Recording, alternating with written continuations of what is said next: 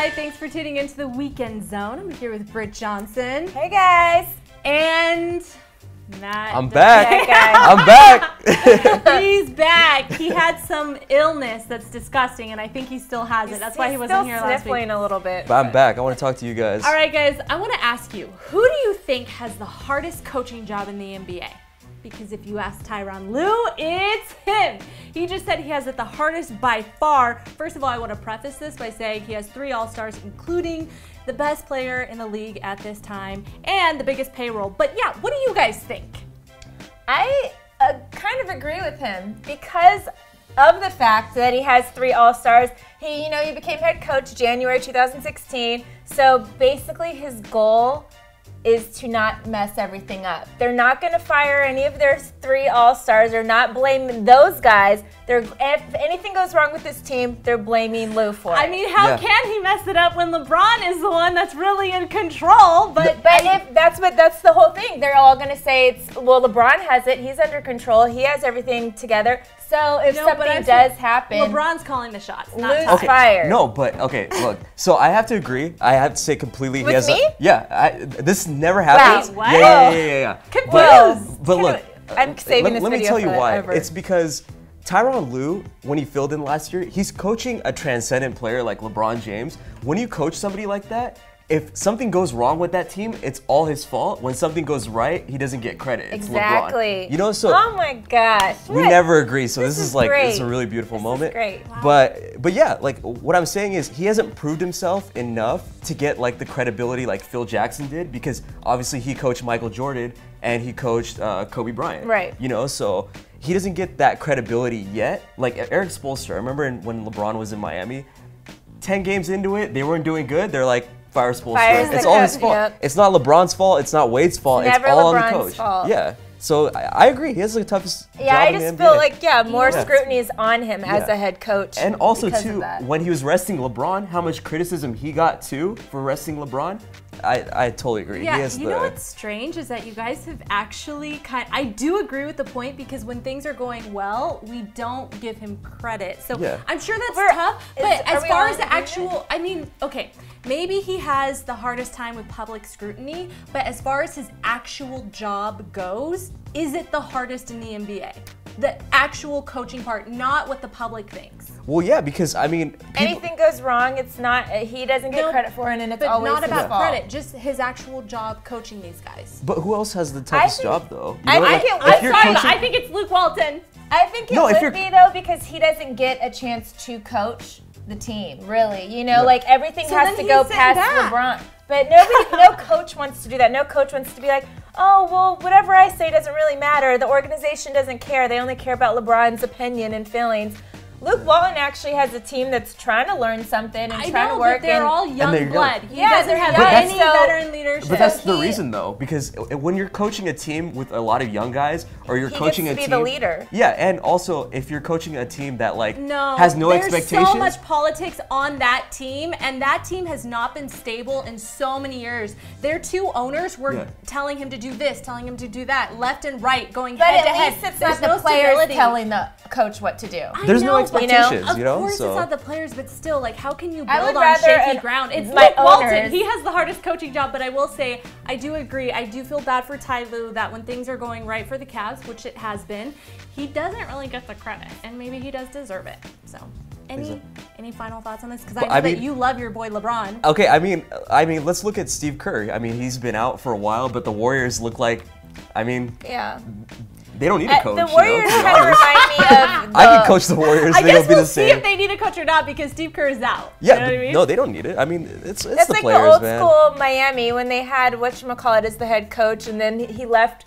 the next year, and the team basically just played themselves. They had a horrible coach, and they were still able to do it because they've been coached so well. When you're coaching a bad team, the expectations for you guys to do, like, get to the playoffs is really not there. So I feel like they don't really have that pressure like Tyronn Lue has. If they don't win a championship every year, it's a buzz.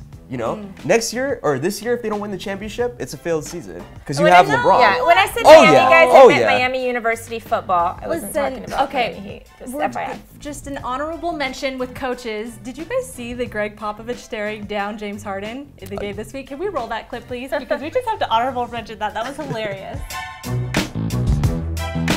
All right, guys, so we're going to move into a topic that's a little bit more serious. Adam Jones, who plays for the Orioles, was the victim of some nasty racism this week. There was a fan in the stands who was calling him the N-word and throwing peanuts at him. So now it started a conversation of, is Boston racist, and how do we handle this situation?